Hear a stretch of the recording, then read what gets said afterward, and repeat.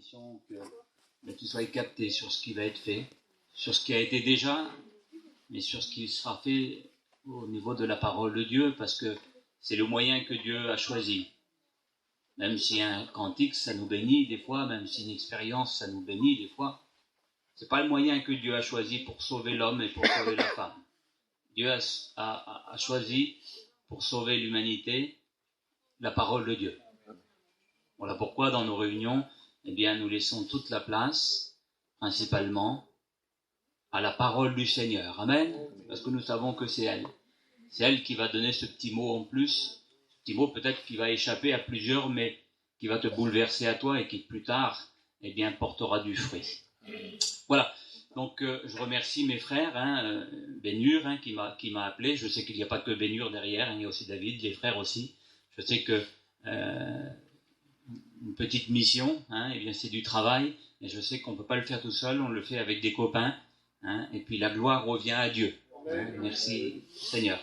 Voilà, donc pour les personnes qui ne me connaissent pas, moi je m'appelle Ramuncho, je suis de la Bretagne, je suis de Morlaix. Et les Nantais qui sont ici me connaissent, je viens tous les ans, j'ai ma mère qui est de Nantes, mais donc moi je suis d'un peu plus loin, je suis de Morlaix, l'hiver je reste là-bas. Voilà, c'est bon pour les présentations ? Amen. On passe aux choses sérieuses. Allez, Bénur, tu pries le Seigneur. Nous voulons te rendre grâce, Seigneur. Il est bon d'être à l'écoute de ta parole.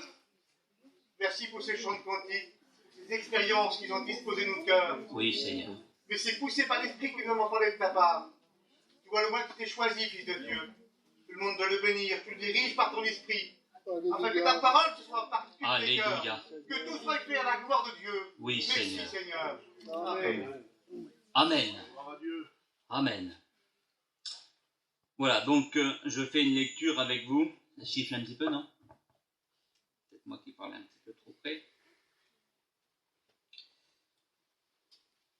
Je fais une lecture avec vous dans la parole du Seigneur, dans l'évangile de Marc, au chapitre 9, quelques versets. Il est question des occasions de chute. Des occasions de chute. On a écouté des vies transformées ce soir, on a écouté des beaux témoignages des hommes et des femmes qui ont rencontré Dieu, des nouvelles naissances, des conversions, merci à Dieu. Mais quand nous avons rencontré le Seigneur sur la terre, il y a ce qu'on appelle la marche chrétienne. Jésus nous a ouvert les bras, il nous a sauvés, il nous a blanchis. Après vient la marche chrétienne. Nous ne sommes pas tout de suite enlevés et tout de suite mis dans le paradis. Jésus nous avertit, à travers la lecture que je vais vous faire, que c'est possible qu'un chrétien, qu'une chrétienne, après avoir été rempli du Saint-Esprit, après avoir témoigné autour d'elle, après avoir été bénie, eh bien, si elle ne veille pas et si elle ne reste pas en communion avec Dieu, avec ses frères, eh bien, elle peut tomber. Voilà pourquoi Jésus nous parle dans ce passage des occasions de chute. Occasions de chute pour le chrétien ce soir, la majorité, mais aussi pour toi qui est là peut-être et puis qui trouve à chaque fois que tu veux t'avancer du Seigneur, et bien qui trouve une occasion de chute. La parole ne te manquera pas de te parler non plus. Donc je fais la lecture. On va lire 3 versets. C'est le Seigneur qui parle. Si ta main est pour toi une occasion de chute, coupe-la. Mieux vaut pour toi entrer manchot dans la vie que d'avoir les 2 mains et d'aller dans la géhenne, dans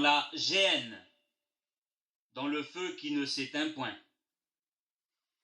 Verset 45. Si ton pied est pour toi une occasion de chute, coupe-le. Mieux vaut pour toi entrer boiteux dans la vie que d'avoir les 2 pieds et d'être jeté dans la géhenne, dans le feu qui ne s'éteint point. Et enfin, le dernier verset. Et si ton œil est pour toi une occasion de chute, arrache-le. Mieux vaut pour toi entrer dans le royaume de Dieu n'ayant qu'un œil, que d'avoir 2 yeux et d'être jeté dans la géhenne, où le ver ne meurt point et où le feu ne s'éteint point. Amen. Lecture qui fait un petit peu froid dans le dos quand on l'entend. Oui, il y a des chutes qui peuvent être... vous savez, il y a des chutes, des fois on tombe. On entend dire, ben tiens, il a laissé le Seigneur, et puis on l'écoute témoigner un peu plus tard qu'il avait été rétrograde quelque temps et qu'il est revenu à Dieu parce que Dieu pardonne, il n'y a aucun problème. Merci au Sauveur pour cela. Mais il y a des chutes où on ne se relève pas. Il y a des chutes qui peuvent être mortelles. Oh, des fois on tombe, on ne se fait pas très mal. Petite cicatrice sur le genou, un peu de sang va couler, peu importe. On se relève assez rapidement. Mais il y a des chutes qui peuvent être mortelles, même sur le plan spirituel. Voilà pourquoi Jésus nous donne, cet avertissement. Si ta main, le texte il dit ta main, pas celle de ton copain, pas celle de ta compagne, pas celle de ton compagnon, pas celle de tes enfants, ou pas celle de ta meilleure copine qui t'a poignardé dans le dos. Non, pas la main. Il dit si ta main, parce que quand on a fait quelque chose qui déplaît à Dieu, c'est souvent la main de l'autre. On dit c'est l'autre. Et là, le texte, il dit bien si ta main, Dieu ne prend pas l'innocent pour coupable, ni le coupable pour innocent. Si ta main, c'est bien toi. Il est bien question de toi ce soir. Et il sera bien question de tes agissements ce soir. Alors Jésus nous demande de faire attention à notre main, à notre pied et à nos yeux. C'est quand même curieux ça, 3 choses. Main, pied et les yeux. 3 choses. Le non-respect de ces 3 avertissements aboutissent au même lieu, la géhenne. Alors la géhenne, moi je ne suis pas un grand spécialiste, mais nos anciens nous ont éclairci. La géhenne, c'était une vallée, c'est un endroit qu'il y a tout près de Jérusalem, la vallée de Hinnom, la vallée de la géhenne. Et nos anciens nous disaient qu'autrefois dans cette vallée, le peuple d'Israël, qui était lui aussi bien tombé, bien chuté, dans une apostasie où que c'est pas possible, dans un reniement des choses de Dieu où que ce n'est pas possible. Israël avait vomi ce que Dieu lui avait donné. Et la Bible dit que Israël était tellement apostasié, tellement loin des choses de Dieu, que Israël dans cette vallée, que le peuple d'Israël dans cette vallée, venait donner leurs propres enfants en sacrifice au dieu Moloch, un dieu étranger. Le diable, tout simplement. Alors, plus tard, cette vallée, au temps de Jésus, Jésus reprend ce verset-là, plus tard, cette vallée, au temps du Seigneur, bien sûr qu'il n'y avait plus de sacrifice d'enfants, mais les frères disaient que cette vallée était devenue, à l'époque du Seigneur, une espèce de dépôt d'ordures, espèce de gadou, si vous préférez, où qu'on venait jeter, les restes des sacrifices du temple, on venait jeter aussi les bêtes qui étaient mortes en décomposition, et on venait jeter ici. Et puis un frère disait aussi que parfois, dans cette vallée de la géhenne, on venait aussi jeter les corps des suppliciés, ceux qui avaient été mis à mort, les coupables, le corps des coupables qui n'avaient pas le droit à une sépulture honorable. On venait et puis on les jetait dans la géhenne. Il y avait un feu, il y avait des flammes, ça ne s'éteindait jamais et ça brûlait toujours. C'était l'endroit où les coupables devaient aller. Et laissez-moi vous dire que dans l'épître aux Romains, Paul dira que nous ce soir qui sommes si bien assis là, sommes si bien dans ce petit champ, la Bible dit que nous étions tous coupables. C'est Paul qui dit ça. Nous aussi, nous étions des coupables.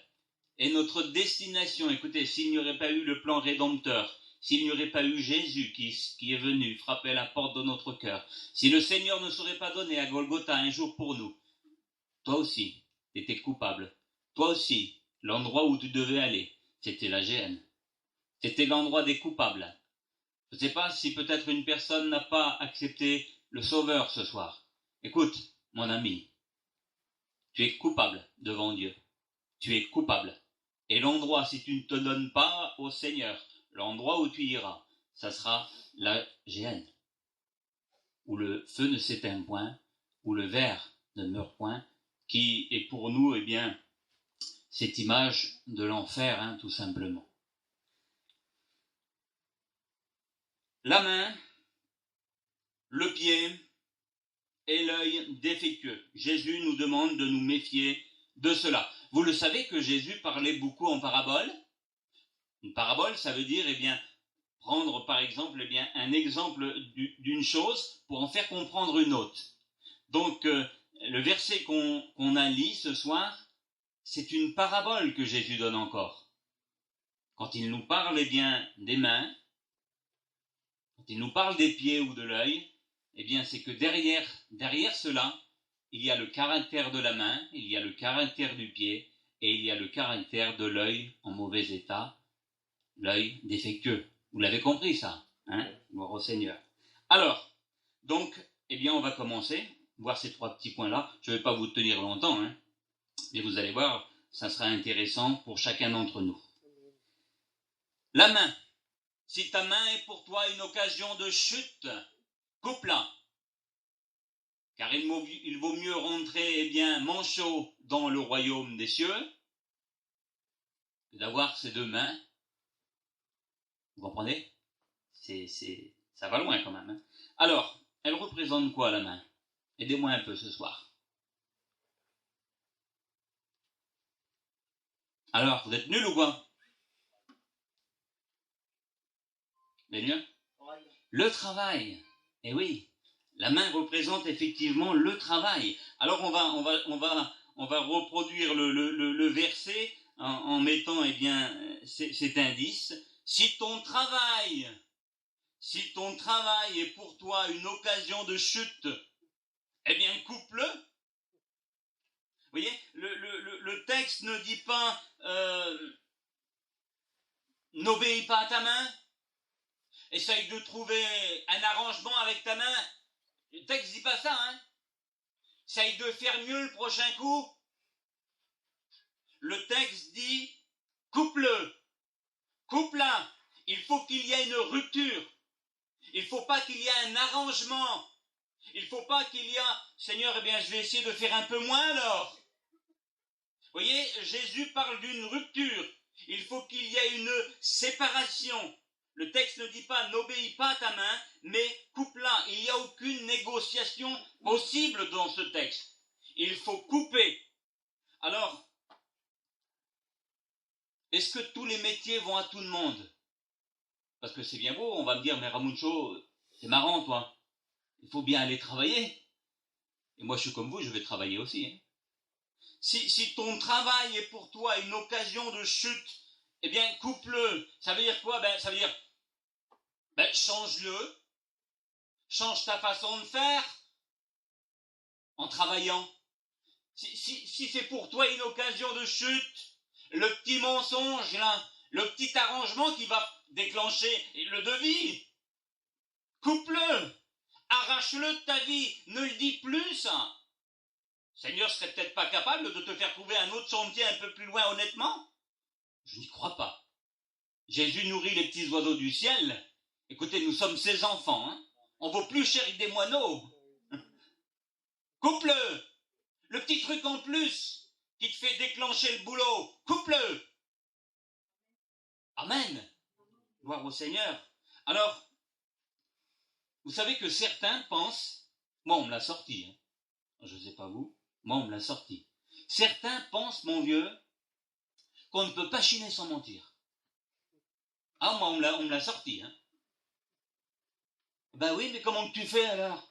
T'es bien obligé de dire ça, t'es bien obligé de dire ça. T'es bien obligé de les arracher, les petites étiquettes des bidons d'eau de Javel. Ben non. Ben non, t'es pas obligé de les arracher, les petites étiquettes des bidons d'eau de Javel. Parce que si tu le fais, ça veut dire que tu vas tromper.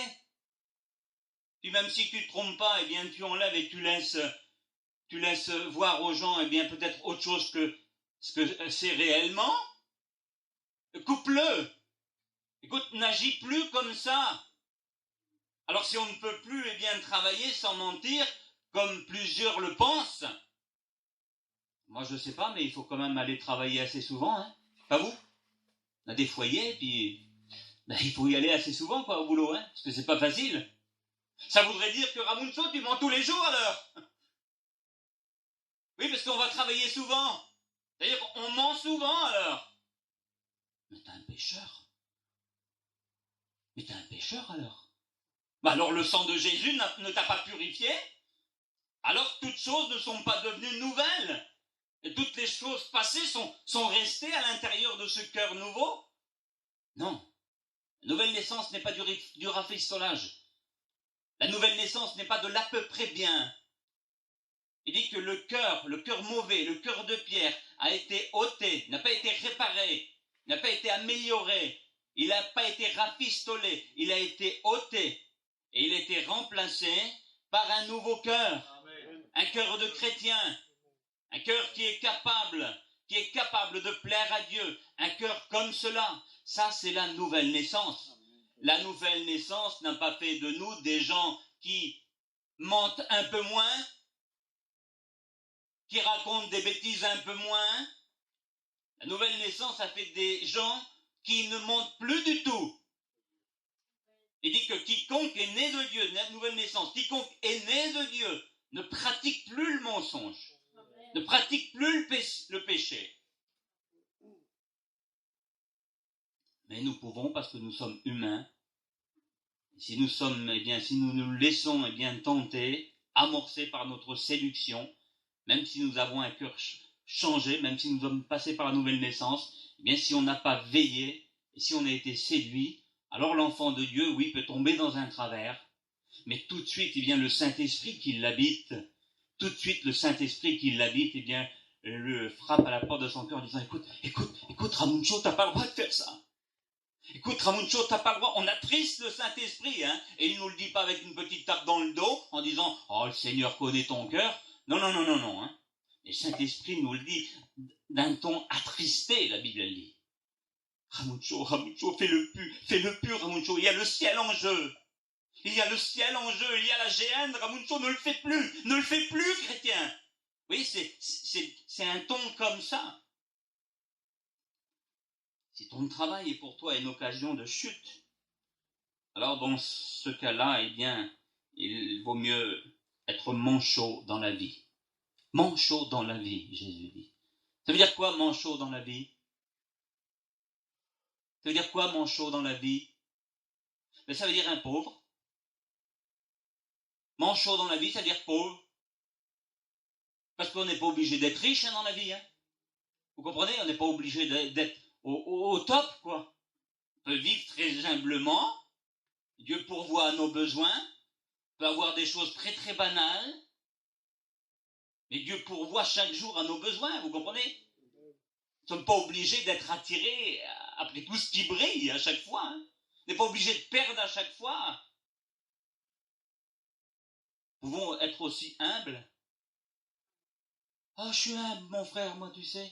Oh oui, Seigneur, tu sais. Oh, on mangera toujours un petit bout de pain sur la table, on a... Mais tu te tues au boulot. Mais tu travailles plus qu'un inconverti. Tu te tues. Un petit bout de pain sur la table, c'est pas vrai. Tu mens. Pas vrai. Tu vis pas de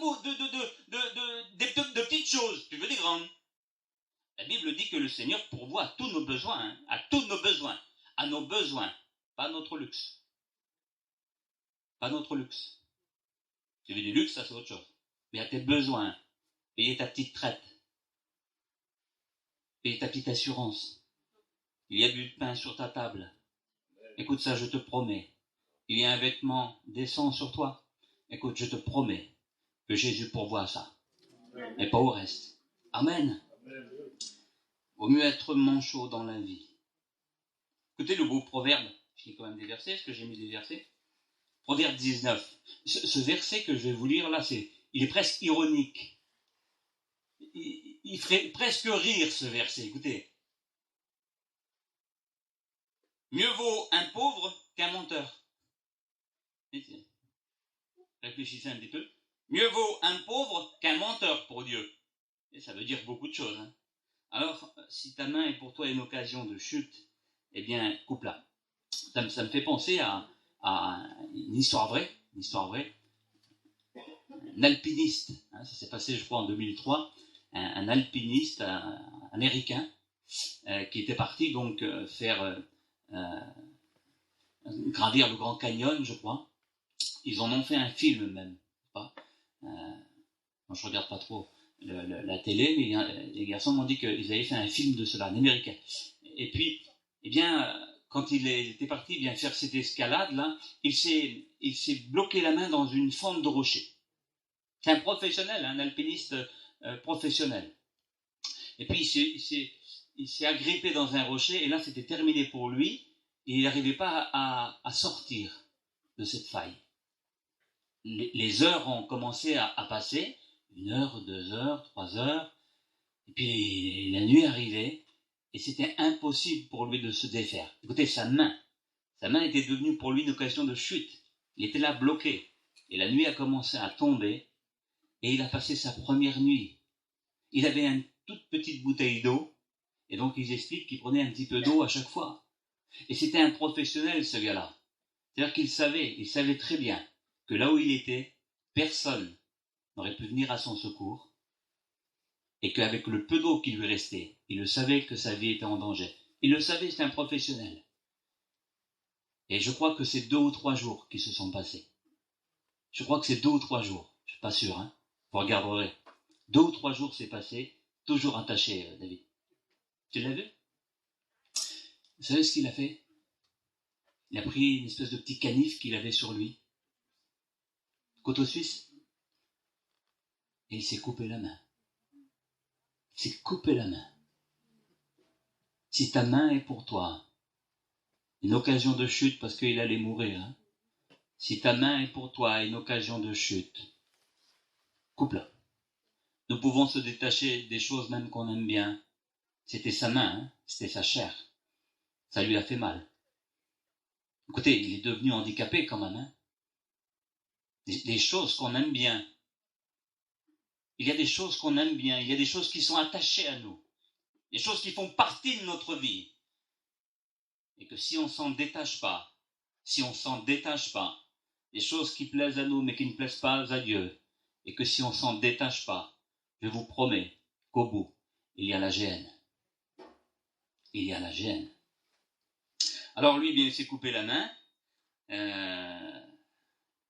Il n'est pas mort. Il est manchot dans la vie. Mais il n'est pas mort. Vous comprenez? Il n'est pas mort. Que Dieu fasse. On peut faire comme lui, d'une façon spirituelle, d'enlever ce qui n'est pas bon pour le Seigneur, et qu'on dise, Seigneur, regarde, ça m'a fait mal. Seigneur, j'ai cru que j'allais y passer avec ça. Hein. Oh, le vilain péché, Seigneur. Ça m'emmenait loin de toi, j'avais presque plus de communion avec mes frères, c'était difficile de me faire des copains, c'était difficile de me faire des amis. Mais Seigneur, parce que je t'ai aimé plus que ma main, parce que je t'ai aimé plus que ce qui me plaisait à moi, Seigneur. Je l'ai coupé, ça m'a fait mal, mais je l'ai coupé, Seigneur. Écoutez le beau verset de Jérémie, chapitre 15 et verset 19. Il dit que si tu coupes, si tu sépares ce qui est précieux de ce qui est vil, tu seras comme ma bouche. Amen. C'est un beau verset, hein? Alors j'ai mis d'autres versets ici. Romains chapitre 13 et verset 13. Romains 13, 13. Écoutez. Marchons honnêtement comme en plein jour. Vous connaissez ce verset? Marchons honnêtement. Il n'est pas souvent cité ce verset. C'est bien dommage. Tout le chapitre 13 de l'épître aux Romains n'est pas souvent cité de toute façon. Et c'est bien dommage. Marchons honnêtement comme en plein jour. Traduisons-nous pour nous ce soir. Travaillons honnêtement comme en plein jour. Ça veut dire quoi le plein jour, Ramuncho? Eh bien, le plein jour, ça veut dire pas caché. Le plein jour, ça veut dire à la vue de tous, pas caché, sans dissimulation. Ça veut dire ça en plein jour. Je remplis mes petits papiers. Oh, tu peux venir, mon frère. Je me cache pas. Je remplis mes papiers en plein jour. Vous voyez, marcher en plein jour. Comme en plein jour. C'est-à-dire pas caché. Je travaille comme en plein jour. Le plein jour, c'est le contraire des ténèbres. Plein jour, c'est le contraire des ténèbres. Et je crois que c'est dans la première épître aux Thessaloniciens, Paul il va dire qu'aujourd'hui, nous sommes devenus des enfants de lumière. Et non plus des enfants de ténèbres. Et non plus des enfants qui se cachent. Et non plus des enfants qui retirent les étiquettes des bidons. Vous comprenez? En plein jour. En plein jour. Éphésiens chapitre 5 et verset 11, j'ai mis ici, ne prenez point part aux œuvres des ténèbres. Ça veut dire quoi? Bien, ne nous associons pas, ne prenons point part aux œuvres des ténèbres. C'est-à-dire que pour nous, on parle de la main, on parle du travail, ce soir, on reste sur ce point. Évitons de nous associer avec n'importe qui. Évitons de nous associer avec quelqu'un, par exemple, qui est dans le monde. Même s'il est sympa, le gars. Même s'il est gentil comme tout. Il s'approche de Dieu, dis donc, hein. Ah oui, il s'approche de Dieu. T'as vu, il va bientôt s'arrêter de fumer. Oui. Écoutez, je vous promets que si nous ne sommes pas régénérés, si nous ne sommes pas passés par la nouvelle naissance, s'il n'y a pas eu ce changement, écoutez, s'il n'y a pas eu ce cœur nouveau, même si on s'efforce de faire les choses de Dieu, même si on s'efforce de faire les choses de Dieu, il ne s'est pas passé à l'intérieur la nouvelle naissance. Écoutez, on peut être séduit à tout moment. Ne nous associons pas avec n'importe qui devant une tentation que là où toi, tu diras non, madame, je suis un chrétien. Non, je ne le fais pas, ça, madame. Non, je ne le dis pas, ça. J'ai un sauveur dans le ciel. Il a les regards sur moi. Donc, que toi, tu diras ça. Je te promets que ton compagnon, s'il y a quelques sous à gagner, je te promets qu'il le fera. Il te le dira peut-être pas, hein, mais il le fera. Il le fera. Parce qu'il n'est pas passé par la nouvelle naissance. Paul dit que ceux qui sont passés par la nouvelle naissance, ce qui était autrefois des gains du pognon, ce qui était autrefois des gains est devenu une perte à cause de Christ, de la boue, à cause de Christ. Quand on fait une expérience avec le Seigneur et qu'on veut nous proposer des choses malhonnêtes et qu'on dit non, je suis un enfant de Dieu, moi. Écoutez, quand on est capable de faire ça, alors oui, ça devient de la boue pour nous. Mais des choses sales. Amen. Alors, Ésaïe chapitre 5 et verset 20. Je ne pense pas que je vais avoir la prétention de finir le message. Hein. Les frères me réinviteront. Ésaïe chapitre 5 et verset 20. Malheur, c'est le contraire du bonheur. Malheur à ceux qui changent les ténèbres en lumière et la lumière en ténèbres. C'est-à-dire qu'il se trompe deux fois le gars là-dedans. Et alors il change les ténèbres en lumière et la lumière il la change en ténèbres. Il fait deux fois une boulette. Deux fois il se trompe.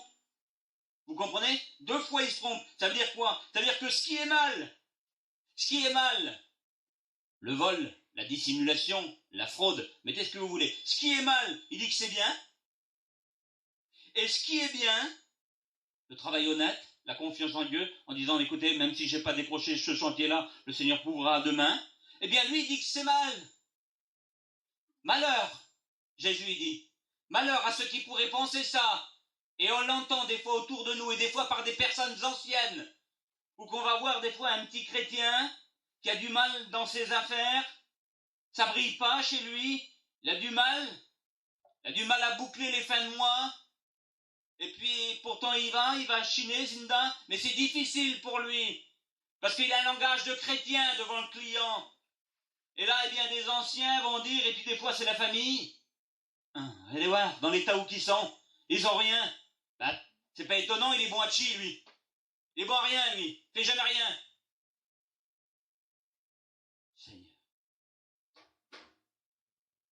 fasse qu'il n'y a pas ces pensées dans nos cœurs, Jésus. Et puis l'autre, le gandin, l'orgueilleux, qui arrive, il y a tout ce qui brille, lui. Par contre, il est très malhonnête. Il est très malhonnête, hein. Il tombe sur une petite vieille, il la tue. Pas de souci. Et là, on se frotte dans les mains. Maman, elle l'a trouvé, hein. L'homme en or. Oh, la perle. Mais oui, parce qu'il a beaucoup de choses qui brillent, lui. Il va pas souvent frapper à la porte des autres, il a ce qu'il faut. Eh bien, on va dire que c'est un vaillant, lui. Eh bien non. Ramuncho, il dit que c'est un voleur, lui. C'est pas un vaillant. Vous voyez, le verset, il veut dire malheur.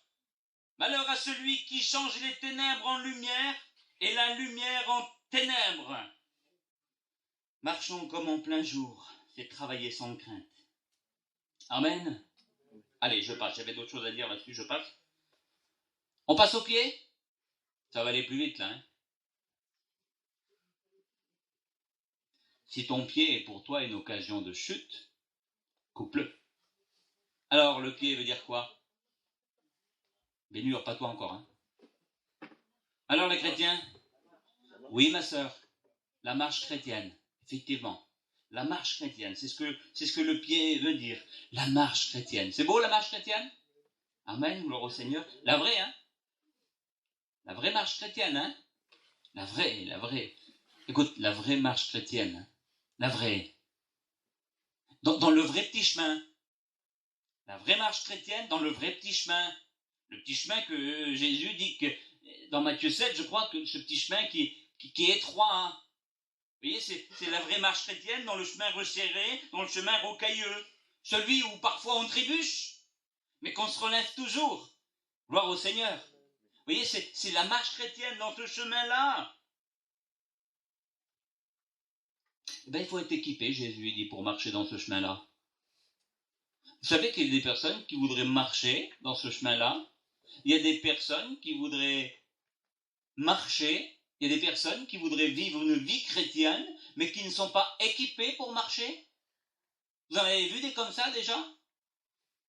Font tout à l'envers, et ils marchent. Ah, je suis un chrétien, je fais moyen. Ils ne sont pas équipés. Ils ne sont pas équipés pour une marche chrétienne. Écoutez, je crois que c'est dans l'épître aux Éphésiens, au chapitre 6, Paul va nous déballer ici toute une panoplie de choses que le chrétien doit, et dedans il y a les chaussures. Il y a les chaussures du zèle. Le zèle. Le zèle veut dire bouillir. Un mot grec, zèle, veut dire bouillir. Bouillir pour témoigner. Bouillir pour aller voir sa sœur, son frère, qui est en train de pleurer. Bouillir pour les choses de Dieu. À peine les yeux ouverts le matin. Son petit feuillet, Seigneur, bouillir. Le zèle. Est-ce que nous avons ce zèle? Est-ce que nous avons ces souliers-là, Jésus? Est-ce que nous les avons? Des chaussures spéciales pour marcher dans le petit chemin spécial. Mais il y en a qui ne sont pas équipés. On a des bons à rien. Écoutez, moi, j'arrive de mission, là. Je tourne en mission, hein, comme tous mes copains. On vient de terminer 4 mois de mission, et puis le Seigneur nous a bénis aussi. Seigneur, qu'est-ce qu'il peut y avoir des pieds feignants? Des feignants, hein. Des feignants qui veulent les premières places, souvent. Hein. Ah, ils veulent des places, hein. Ils veulent des places, les bons à rien. Ils veulent être honorés. Jésus en parlera de toute façon de cela, là. On en parlera, le Seigneur, de cela, là, qui veulent les premières places. Ils ne sont pas équipés, hein. Ils n'ont pas des chaussures, ils n'ont pas les chaussures du zèle. Ils ont des tongs. C'est beau, ça, là. Des tongs. Des tongs, c'est des chaussures de plaisance. Des tongs, c'est des chaussures pour aller à la plage. Des tongs, c'est pour se détendre. Mais des tongs. Oui, mais si tu as des tongs, mon frère, ma sœur, dans le petit chemin rocailleux et resserré, ça va pas être terrible, hein? T'es pas équipé. Alors, tu vas faire souvent de t'arrêter. Tu vas te faire mal. Parce que si on n'est pas équipé, parce que si on n'est pas rempli du Saint-Esprit, Écoutez, c'est difficile, le chemin resserré et rocailleux. Je vous le promets qu'il est difficile. Il devient facile seulement quand on est rempli du Saint-Esprit. Seulement quand on a Jésus avec nous. Évangile de Matthieu, chapitre 27. Tous les jours, je suis avec toi, Ramuncho, dans le petit chemin. Tous les jours. Les chaussures du feignant. Il va pas bien loin, celui-là. Je vais vous détendre un peu. Je vais en Israël faire des voyages, et puis j'ai été au mois de mars dernier, là. Et puis il y avait une petite sœur avec nous, elle était trop bonne, hein, petite sœur avec nous. Et puis elle était un petit peu coquette. Vous voyez, bien s'habiller, tout ça. On a le droit d'être coquette, hein, il le faut même, mes sœurs, hein. Soyez coquettes, hein, pour vos maris, hein, pour vos seigneurs. Elle était un petit peu coquette, et puis elle aimait bien s'habiller, sa petite toilette, tout ça. Et puis quand on partait le matin, quand on parlait à Israël, il y a beaucoup de marches à faire. Voilà, il y a des visites, des choses comme ça. Et puis elle se mettait toujours, Zinda, des petits talons, vous voyez, des chaussures un peu hautes, quoi. Elle terminait à pied, souvent. Elle était obligée de les enlever, vous comprenez? Elle n'était pas adaptée pour la marche. Elle n'était pas adaptée pour Israël. Pas adaptée pour les visites qu'on faisait. Donc c'était difficile pour elle. Et souvent, on la voyait bien à la fin de l'excursion, et bien souvent, elle tenait ses chaussures à la main. Et puis elle finissait à pied. Bon, voilà. Tant pis, c'était pas agréable pour elle. Hein. Vous voyez, donc, la marche chrétienne, c'est plus que 3 mois d'été en mission. Vous comprenez ce que je suis en train de vous dire? La marche chrétienne, c'est plus que 3 mois ou 4 mois d'été sous un chapiteau. C'est les vacances, ça, entre nous. Écoutez, on fait tous les pays, on mange les gastronomies de chaque pays, on rencontre des frères, on a nos réunions, on a notre chapiteau. On va pas dire que c'est du boulot, quand même. Écoutez, c'est vacances, hein. Moi, je dis que c'est, hein, Bénur, moi, je m'en régale, Seigneur, on se régale en mission, hein. Donc, mais on trouve le moyen d'avoir quand même des pantouflards, hein, qui nous embêtent. La vraie marche, c'est marcher selon ta parole. Amen. Le psaume 119, écoutez le beau psaume. Il dit, ta parole est une lampe à mes pieds, une lumière. C'est beau, ça? Ta parole est une lampe à mes pieds. Gloire au Seigneur. Allez, tiens, je vous dis une expérience par rapport à la marche chrétienne. Il y a 2 ans de cela, j'avais fait une mission avec les frères, donc près de la frontière espagnole. Et puis là-bas, alors moi, j'aime bien marcher. J'aime bien la randonnée, moi. J'aime bien faire des beaux petits coins et marcher. Voilà, je me prends une petite bouteille d'eau et je marche. Et donc, on avait été visiter, il y a un endroit qui est vraiment merveilleux, qui s'appelle le cirque de Gavarnie. Le cirque de Gavarnie. Donc, c'est vraiment beau. Et puis, on avait parti. C'est une randonnée qui durait plusieurs heures. Moi, les moustiques, ils ne m'attaquent pas. Je me suis vidé la bouteille sur moi avant de partir. Breton, hein. Donc, et puis on avait gravi. Allez, je vous passe. On avait gravi donc un tout petit chemin resserré, puis ça me faisait penser, cette marche me faisait penser à la parole du Seigneur. Et puis on y allait, on était partis. Et quand on était partis, là, on était 7-8, il y avait des femmes avec nous, hein. Des femmes, et puis des enfants, qui venaient avec nous. Puis on commençait à marcher. Trop beau. Le départ, le zèle du départ. Vous voyez, trop beau. Alors on croit que ça va être facile tout le long. C'est le zèle du départ. Quelle beauté. Et puis après, c'est dur, hein, c'est pas facile. Hein. Il y avait 4 heures de marche en tout. C'est petit, tout ça. Les femmes, c'était difficile. Hein. C'était trop beau, mais c'était difficile. Et la vie chrétienne, elle est trop belle. Elle est trop belle. Des fois, c'est difficile. Hein. Et puis, il y avait des personnes qui redescendaient. Il y avait des personnes qu'on rencontrait. Parce que tu vas rencontrer aussi des personnes dans ta vie, toi. Hein. Tu vas en rencontrer des pasteurs qui vont tout te permettre. Tu vas en rencontrer plein. Tu vas en rencontrer des personnes qui vont te faire une petite tape dans le dos et dire « Oh, vas-y donc, foufou. » L'autre, il le fait bien, là-bas, regarde, là-bas. C'est un pasteur, il le fait, lui, alors toi, t'as le droit. Tu vas en rencontrer plein, ceux qui vont te donner des mauvais conseils, plein. Tu vas rencontrer aussi des bons conseilleurs. On fait des belles rencontres dans une vie chrétienne. On va rencontrer aussi des hommes de Dieu, des femmes de Dieu. Femmes de Dieu qui nous diront, écoute mon petit frère, c'est dangereux ce que tu fais. Vous voyez, des femmes de Dieu, on va en rencontrer des hommes de Dieu qui vont nous dire, stop, fais pas ça. On va en rencontrer des gens qui ne veulent pas plaire, et qui veulent vivre quelque chose de vrai. Et puis nous, on rencontrait, eh bien, quand on montait sur ce petit chemin, là, on rencontrait, il y avait des personnes des fois. Alors ils venaient, on s'arrêtait, bonjour. C'est encore loin, monsieur? On voulait arriver, nous. En haut, il y avait un beau lac, c'était de toute beauté. C'est encore loin, monsieur? Oh là là! Eh ben, vous n'y êtes pas, mon petit gars. Vous voyez, alors, nous, alors les femmes, écoutez ça, vous voulez nous tuer? Forcément. Oh là là, vous n'y êtes pas. En plus, avec les gamins, oh ben, vous avez eu le courage, vous. Ils nous tuaient. Vous voyez, c'était pas encourageant pour nous. Et écoutez, je vous promets que dans la vie chrétienne, on en rencontre des comme ça. On en rencontre. Ah oui. Oh là là, ma petite sœur, tu n'y arriveras pas. Maman, tu veux faire quoi? Tu veux faire ça pour plaire à Dieu? Mais il y en a plein qui ont essayé. Tu n'y arriveras pas, laisse tomber. Puis on rencontrait, vous savez, aussi des personnes qui nous disaient « Alors, monsieur, c'est encore loin? Écoutez, monsieur, oui, il y a encore un petit moment de marche, c'est vrai. C'est vrai qu'il y a encore un petit moment de marche.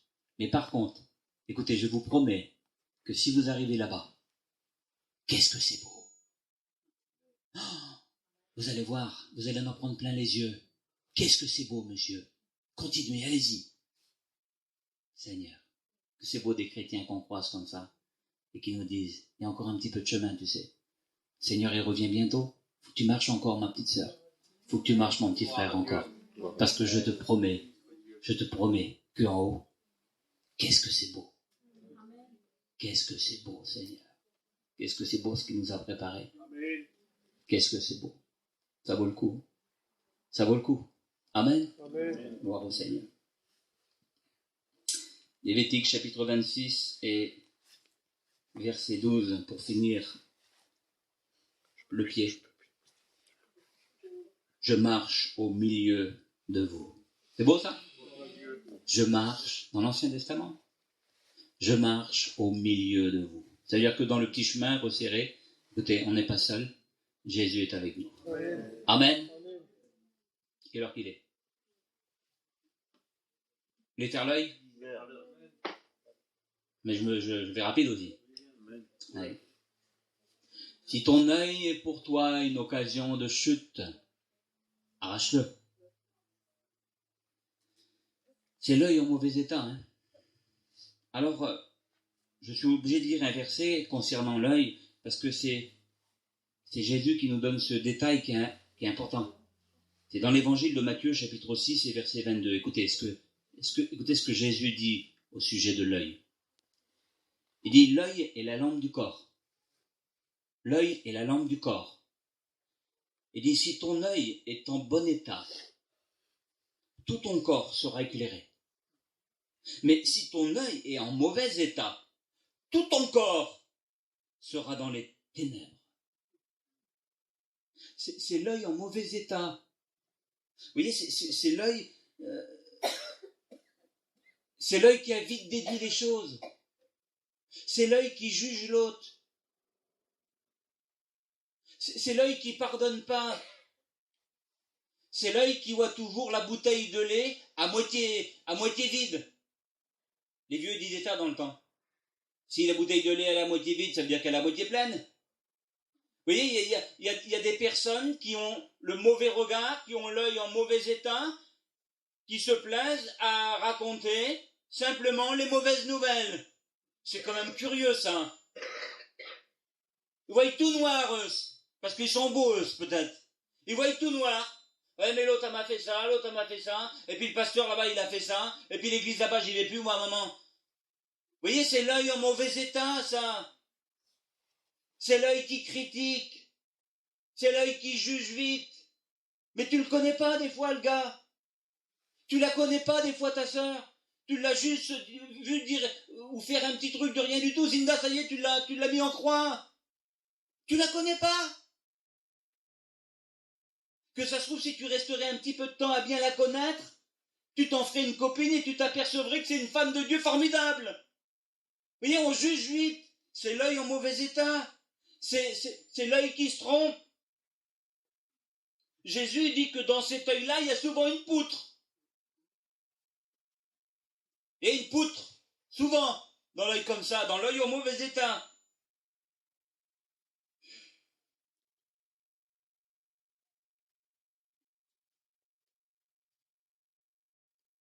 L'œil en mauvais état doit vraiment être ôté de nos vies, vous comprenez?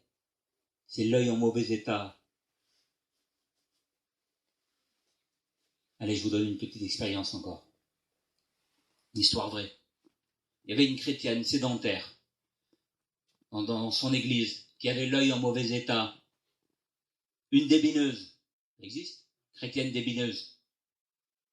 Alors elle, tout le monde y passait. Et là-bas un tel c'est comme ça, et lui là-bas un tel c'est comme ça, c'est comme ça, c'est comme ça. Oui, tout noir. Tout noir. Et puis l'église c'est comme ça, et puis ceci, et puis cela. C'était même pas... Elle était connue dans l'église pour voir tout noir. Rien n'allait. L'œil en mauvais état. Et puis un jour, le pasteur de cette église-là est venu lui rendre une visite chez elle. Et il est entré. « Oh, bonjour, pasteur. » Parce qu'ils sont fauchants, ceux-là, souvent fauchants. « Bonjour, pasteur. Rentrez, je vais vous faire un petit café. » Ben oui. Et puis, elle était en train de faire alors, les sœurs vont... Vous voyez, qu'on voit qu'on fait avec les petits bouts de laine, là, comment ça s'appelle? Les canevas. Vous voyez qu'on fait avec les petits bouts de laine, les canevas, là? Vous voyez que devant, c'est beau, et que derrière, c'est plein de nœuds, là. J'ai vu ça, les petites vieilles, ils font ça souvent. Un canevas, ça s'appelle.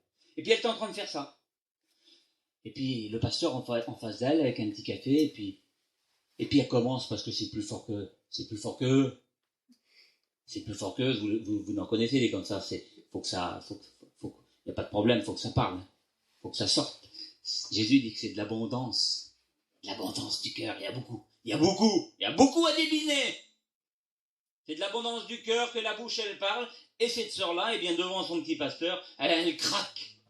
Et elle commence. Et un tel, vous vous rendez compte, pasteur? Et ceci, et cela, et puis l'autre, il m'a fait ça, et puis ceci. Puis elle commence à vider son sac. Et puis le pasteur, d'un seul coup, se lève et l'interrompt. Et lui dit, ma sœur, faites-moi voir votre canevas, là. Et il le prend dans la main. Et il le prend du côté où il y a tous les nœuds. Il ne prend pas du côté où c'est beau. Il prend de derrière, quoi. Oh là là! Qu'est-ce que vous travaillez mal, ma sœur? Vous vous rendez compte? Il n'y a que des nœuds. Alors elle lui dit, mais non, pasteur, vous le prenez du mauvais côté. Tournez-le. C'est derrière le dessin. Et moi, j'ai un drapeau breton. C'est derrière le dessin, pasteur. Alors, le pasteur reprend le tableau, fait semblant encore de le remettre du mauvais côté, où ça qu'il y avait tous les nœuds, ou que c'était moche. Mais non, c'est pas bon, ma sœur, oui. Vous voyez bien, regardez. Alors elle s'énerve un petit peu en disant, mais vous en faites exprès, vous le prenez du mauvais côté, c'est de l'autre côté. Et elle dit, ma sœur, c'est exactement ce que vous faites dans l'église. Vous regardez tous vos frères, tous vos sœurs, du mauvais côté. Du côté plein de nœuds. Du côté où il y a bien tous les faiblesses. Mais d'ici vous les retournez, vous verrez que le tableau il est beau. Vous verrez que le tableau que Dieu a fait, que la nouvelle naissance que le Seigneur a opérée dans cette vie, c'est beau. Amen. C'est l'œil en mauvais état. C'est l'œil en mauvais état. Écoutez, c'est l'œil qui se croit mieux que l'autre. C'est l'œil qui se croit mieux que l'autre. Dans cet œil-là, Jésus, il le dit, je vous l'ai dit tout à l'heure, c'est souvent une poutre. Allez, dernier verset, après on prie le Seigneur. Évangile de Matthieu, chapitre 13, et verset 16, et ça c'est pour nous, écoutez le beau verset. Heureux. Ah, heureux. C'est plus malheureux là, c'est heureux. Vous voyez, on termine en beauté. Vous comprenez que la Bible, elle dit que vaut mieux la fin d'une chose que son commencement. Évangile de Matthieu, chapitre 13, et verset 16. Heureux. Heureux sont vos yeux, parce qu'ils voient. Amen. C'est beau ça. Heureux sont nos yeux, parce qu'ils voient. Ils voient quoi? Mais toutes les belles choses que Dieu a fait. On voit, oui, l'amour de Dieu. On voit les miracles que le Seigneur a fait sur ceux qui nous entourent. On voit celui qui qui était corrompu, celui qui avait un mauvais foyer, qui s'est converti, aujourd'hui ils ont un foyer, eh bien c'est même pas la peine. On voit nos jeunes qui se convertissent, on voit nos malades qui sont guéris. Heureux sont vos yeux, parce qu'ils voient. C'est l'œil en bon état. L'œil en bon état qui voit, écoutez, que le positif. Mais ça nous donne quoi de voir le négatif?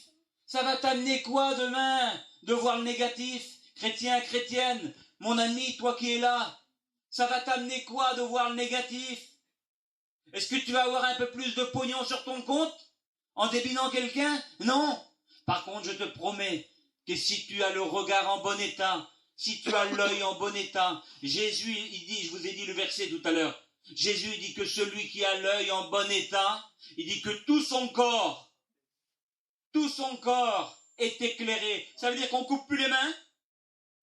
Ça veut dire qu'on coupe plus les pieds? Jésus dit celui qui a l'œil en bon état, celui qui est capable de regarder avec un regard d'amour l'œuvre de Dieu, ses pasteurs, ses frères, ses sœurs, l'œuvre de Dieu, bien celui qui a cet œil en bon état, il garde sa main, il garde son pied, parce que Jésus il dit que tout son corps est éclairé.